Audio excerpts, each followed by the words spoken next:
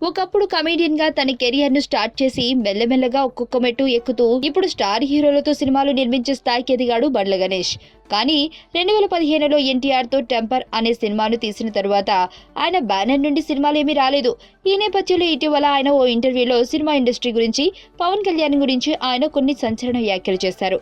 ఈ ఇంటర్వ్యూలో బండ్ల గణేష్ మాట్లాడుతూ పవన్ కళ్యాణ్ రాజకీయాలకు పనికిరాడని, ఎందుకంటే పవన్ కళ్యాణ్ కు అవినీతి అంటే ఏంటో తెలియదని, ప్రాజెక్టులు గట్టి డబ్బులు దోచుకోవడం రాదని, పవన్ కు కుంభకోణాలు చేయడం రాదని, స్కీములు వేయడం రాదని, జనాలను మోసం చేయడం రాదని, అందుకే పవన్ రాజకీయాలకు పనికిరాడని బండ్ల గణేష్ వ్యాఖ్యానించారు. పవన్ కళ్యాణ్ కు తెలిసింది ఒకటేనని, అది కేవలం ప్రజలకు సేవ చేయడం మాత్రమేనని గణేష్ చెప్పారు. ఇండస్ట్రీలో ఇంతమంది హీరోలుండగా పవన్ కళ్యాణ్ ఎందుకు ఎక్కువ ఇష్టపడుతున్నారని ప్రశ్నించగా, దేశంలో ఇంతమంది మగాళ్లుండగా మన నాన్ననే ఎందుకు ఇష్టపడతామని బండ్ల గణేష్ ప్రశ్నించారు.